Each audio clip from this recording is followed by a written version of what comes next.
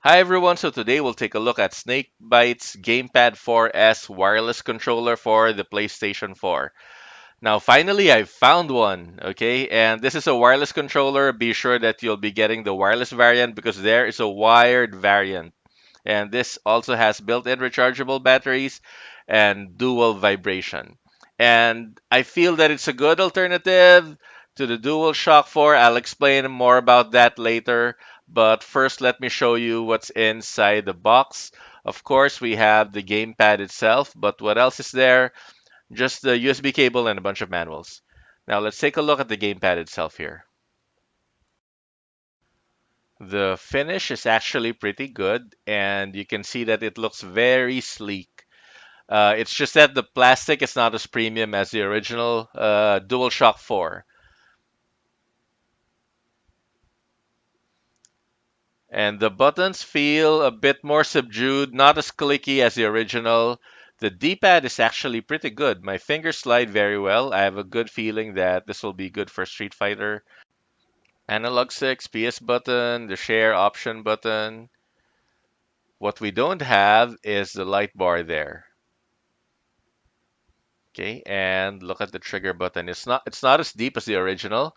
And this one is very shallow. The L1, L2, it's as shallow as the Nintendo Switch Pro controller. Now, there is a headphone jack at the bottom. The USB port is on top.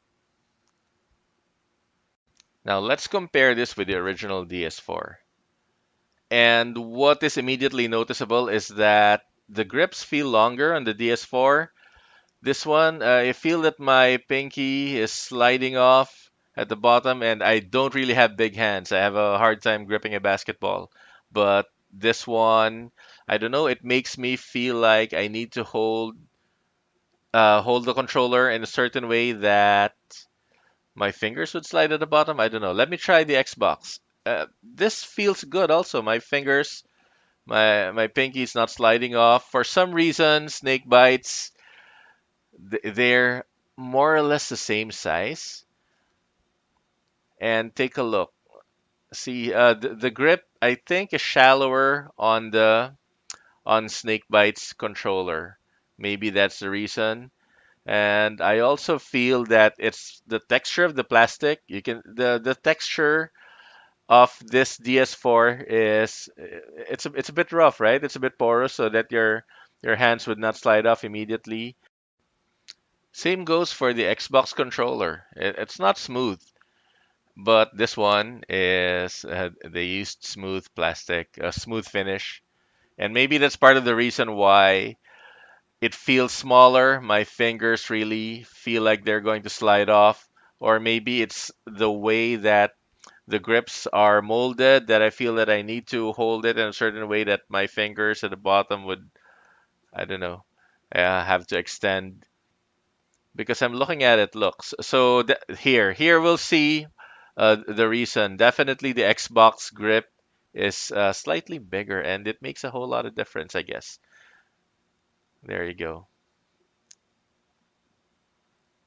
Anyway, that's the major con of this gamepad. Actually, it feels small in the hands compared to the original DS4 and the Xbox One S controller.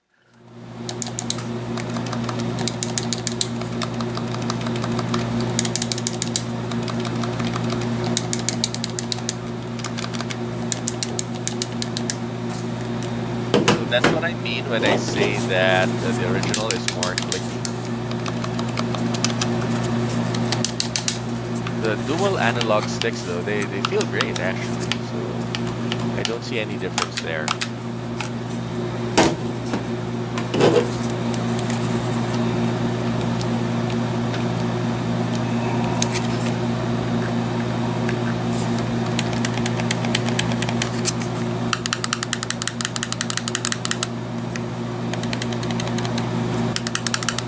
L1, L2 is very shallow and very clicky compared to the original.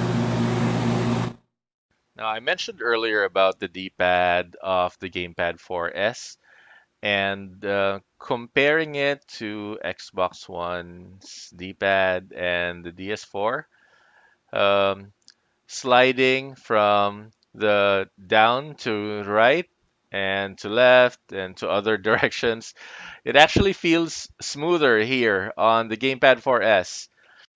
This is probably a good gamepad for fighting games based on the D-pad. Okay, if you're a fan of the D-pad, I think you'll like this one. I'm not a fan of the D-pad. I don't usually play retro games, and I don't really play fighting games. The size is about the same, but I feel that the way my fingers slide from down to right, it feels like a great D-pad to me.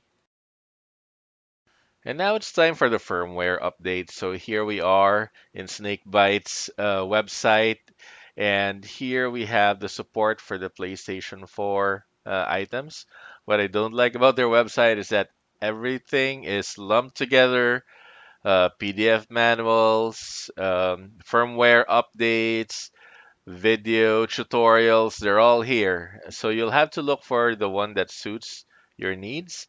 And so I'm looking for the actual firmware update for the gamepad 4S. Okay, and I think I found it here, 5.55, and it's an exe file. And let me just download it real quick. It says press the left button and the L3 at the same time. I'm pressing it, and nothing really shows up or nothing really happens.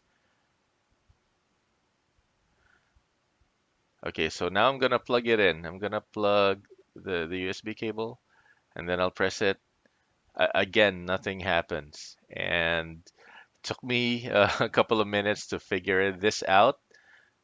I'm waiting for a significant change in the light, and there's really no change, whether it's plugged or not.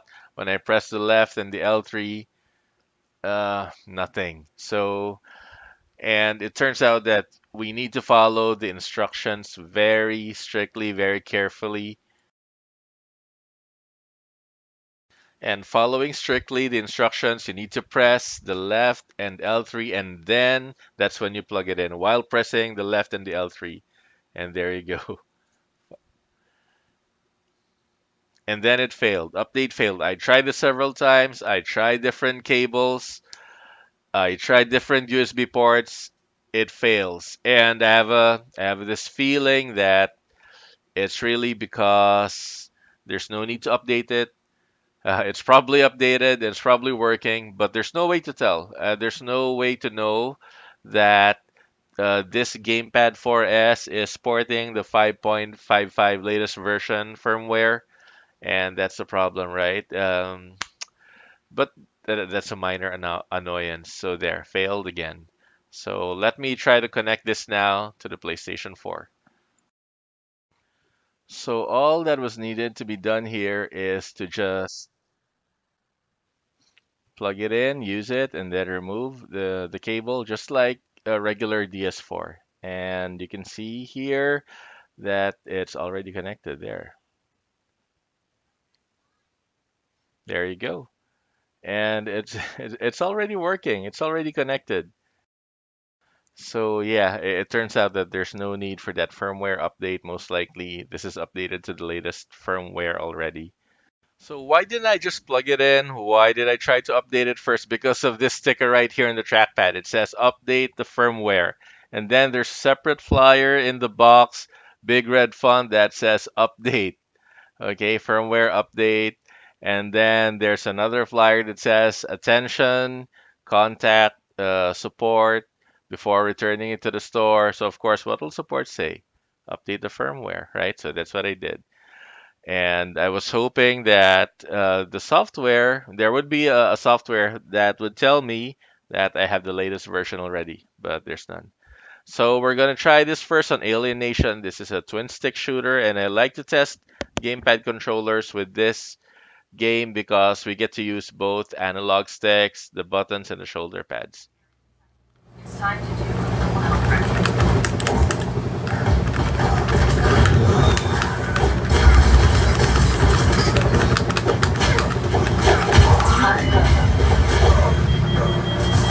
Now, please don't judge this gamepad based on how well I'm doing. I got swarmed. It's been a while since I played this game, and I'm just really just testing it. And It feels very responsive. I don't see any lag. I don't notice any lag at all. The buttons are good. The shoulder buttons feel great. The analog is actually the analog buttons feel great and very responsive. So there you go. There's really no major problem in it with this controller when it comes to the buttons, when it comes to the analog sticks. The shoulder buttons, the face buttons, and analog sticks, they all work well. Now let me exit out of this game and tell you what is noticeable though. It is very noticeable that this gamepad feels smaller in the hands. I really can't explain it. This just feels too short. I don't know.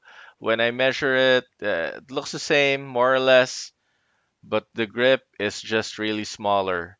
The DS4 has a better grip. Xbox One S controller has a better grip. This has a smaller grip. So you can see here the grip from the DS4 is actually longer. This one, if you include the face, the grip is really shorter. And that's the only major downside that I can think of for this controller. It's really just smaller. And if you have small hands, I guess it's good. I have small hands, and I still I'm still noticing that it's smaller. But with that said, let's check it out some more and see if it'll wake up the PlayStation 4. This is one of the more, whenever I review a gamepad, will it wake up the console? Will it wake up the Nintendo Switch? Will it wake up the PS4? And this one, let's try it. And good news, it did wake up the PS4 just like a regular DS4. Wow, I didn't really expect that. This is I don't really need it to wake up the console because it's third party, but this is definitely is a good bonus. Yeah, it's a good feature to have. I'm so happy that it woke up my PlayStation that I just need to try it again. So I'll just make sure that the PlayStation is completely turned off. See, I'm looking down, checking that there's no more light on the PlayStation, and just give this a few more seconds. It's taking its sweet time. Okay, there you go. The PlayStation is off. I'm going to press the PS button of this Gamepad 4S,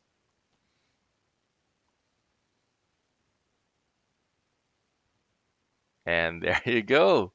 Confirmed. This Gamepad 4S can wake up your PlayStation. Just wait for it to appear. There you go. There you go. Awesome. Now let's check the rest of the buttons. Let me just open up Fire Up Don't Starve, one of my favorite games of all time. If you don't have it or if you don't play it, I can't recommend it enough. Don't Starve and Don't Starve together. Now let me test the other buttons. I'm referring to the share button, the option button. So there, the button on the trackpad, it works, and I don't really see any problem there.